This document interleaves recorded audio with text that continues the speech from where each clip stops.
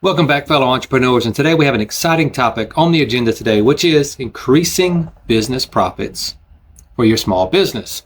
I'm your host, Ben Wiesenau, and this is Explosive Small Business Growth. Now get ready for some game-changing strategies that will take your profit and your business growth to another level.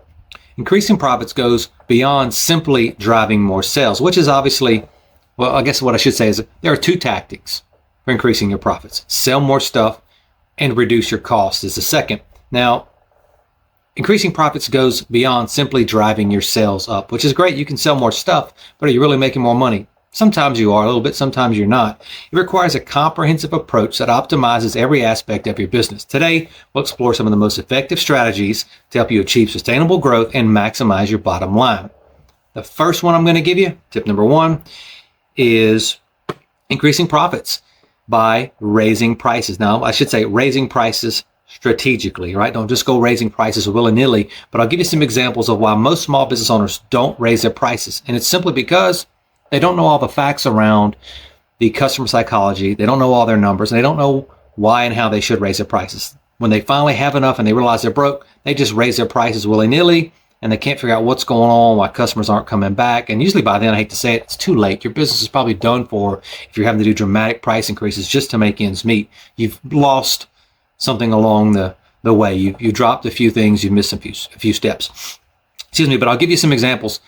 If you sell something for $100, you got a 30% gross profit margin, meaning you sell something for $100, it costs you $70 to make it. You make $30 per the widget that you sell. And if you raise your prices just a simple measly 10%, meaning you sold it for 100, now you sell it for 110, you've automatically increased your profit margin by 33% overnight. You're now making $40 versus $30. So you're making 33% more profit, and it's pure profit. That's assuming all things stay the same and it doesn't cost you any more money to make that particular product. Now, what it used to take you to make $1,000 in profit was you had to sell 33.3 units to make $1,000 in profit. Meaning now to make that same $1,000 in profit, you only have to sell 25 units versus 33.3 units. So for you to lose, or just for you to break even using those same numbers, you'd have to lose 25% of all your customers just by simply raising your prices that 10%, using the 10% number from $100 to $110 is your new sale price, or new retail price. So you would have to lose 25% of your total customers to break even or make the same $1,000 in profit. And you're just not going to do that. Customers, if you lose 25% of your customers over a 10% increase, those are probably the customers that had no brand loyalty to you to begin with, probably your worst customers. They probably beat you down over price every chance they got, always coming in looking for a discount, and you weren't making a whole lot of money to begin with, right? So good riddance. Now, should you have that attitude necessarily? No. But what I'm trying to drive home here is it's unrealistic to think that you're going to lose 25% of your customers over 10% price increase. It's just not going to happen in most cases. Now, I'd have to do a deep dive in your business, and we have to get real serious about what type of strategic price increases you should do. Sometimes it might be more than that to optimize your business. Sometimes it might be less. Maybe we need to scale up slowly over the course of the year. But the point is if you want to get more profits in the bank, the easiest and simplest strategy is to raise prices. I know it sounds silly, but most small business owners just don't do it because, again, like I said, they don't understand the facts of how their business pricing affects their business, and the realities of raising prices is not going to cause a mass exodus.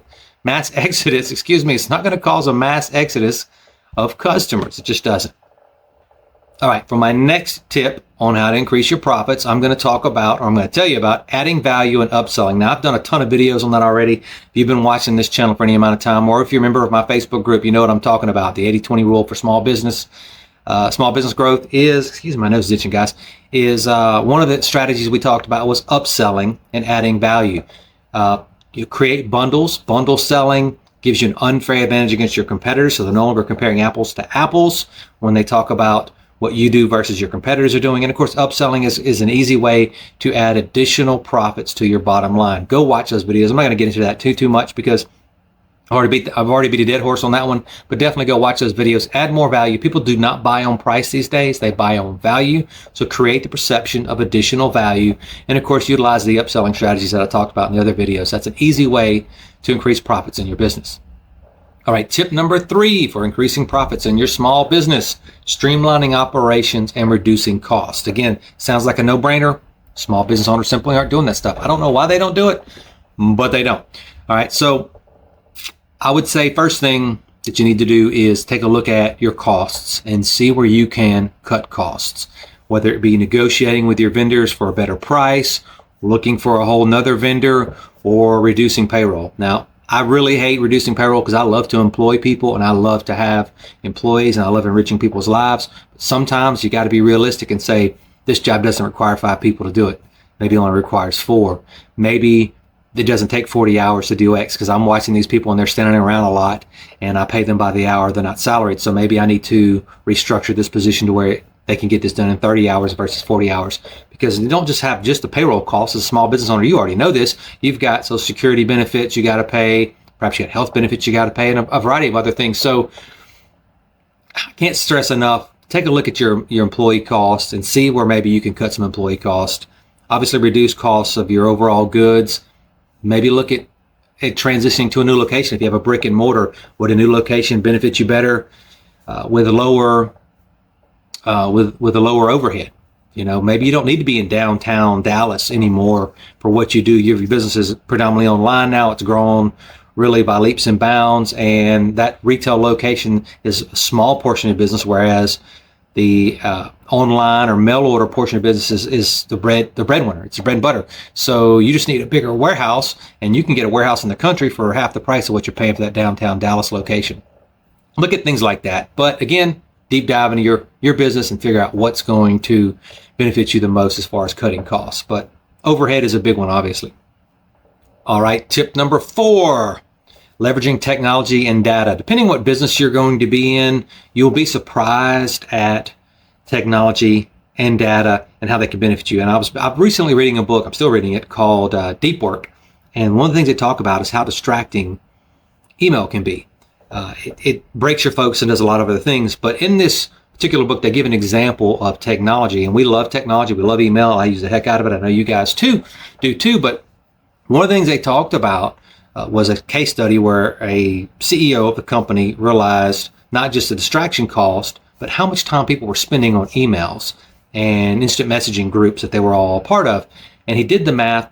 He looked at the average emails that are responded and assumed it takes 1 minute, which was very conservative, but let's say it took 1 minute to respond to an email, and he took the average amount of emails that the company got throughout the day, and he realized that they were spending like 2.5 hours a day or some crazy number on just responding to emails every day. That was the average across all his employees across the entire company. Then he did the math. You know, if he paid them by the hour, he took his total payroll, divided it by hours, all that good stuff, and realized that he was spending like $1.2 million a year paying these people just to respond to emails, and some of it was not urgent matters. And so he realized that he had to make some changes to how they communicated within the company, because spending $1.2 million a year just to respond to emails that really weren't crucial or emergency situations was a lot of money. And so it's little things like that. So look at leveraging technology and data to do a lot of things. Automation is big. AI is not coming. AI is already here. And if you're not using AI, I strongly suggest start learning. It's but it's a new skill that every small business owner should be learning to use, no matter what type of industry you're in. I can just tell you, it's a skill that's going to be high value down the road. Start learning about AI and how you can utilize it just as a person, much less as a small business owner. All right, tip number 5. I think I'm on number 5. Cultivating repeat business and customer loyalty. Done a lot of videos on this. It's cheaper to resell to your current customer base than it is to go and find a new customer, because customer acquisition costs are expensive. If you do any kind of marketing, especially social media marketing, Facebook marketing, it's expensive. And it's great because it's very targeted, but it ain't cheap. So it's cheaper than going to find the new customer. It's cheaper to sell to your current customer base. So do things that will cultivate repeat business and do things that will strengthen your customer loyalty. We talked about raising prices. If you have a strong customer loyalty to your brand, you can raise prices 10%, 20%, and they're not going to bail on you because they're loyal to you. They're not worried about, you used to sell this to me for $10, now you sell it to me for $12. So, and that's a 20% increase, right? So just do things that will help you build customer loyalty. And I Can't say it enough. Repeat business is going to boost your bottom line in a way that is unimaginable. Try to find ways to increase transactions per transaction and the amount of transactions that you have per customer per year. I did a video on that already, so obviously go take a look at that. If you haven't, just scroll up if you're watching this on YouTube. And if you're in our Facebook group, then please just go back and look at it. All right, it's a great video. Can't say that enough.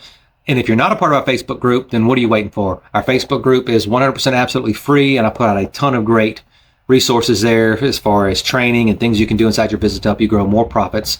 The group is called Explosive Small Business Growth. So you can just search for it, or you can go to facebook.com/groups/explosive small business growth and join. It's totally free. And I've got a ton of free content and training there that'll help you grow a massively successful small business. Congratulations, entrepreneurs. You now have a toolkit of proven strategies that will help you increase profits in your small business. From fine-tuning your pricing strategy to adding value to streamlining operations and leveraging technology. Each tip we discussed today plays a significant role in boosting your bottom line. Remember, increasing profits is an ongoing process, so continue to monitor, evaluate, and adapt your strategies accordingly. In other words, don't just raise your prices today and then forget about it. You need to look at this on a periodic basis and make sure that you're building customer loyalty, that you are increasing your prices strategically and at the right times and in the right ways. And of course, that you're leveraging new technology because it changes. I think I talked about this in a training video many years ago, whereas what you're doing today is not working. If you have a SOP training manual, you need to go reevaluate that pretty consistently because technology has rapidly changed the way that we do business. It goes the same way when it comes to profits.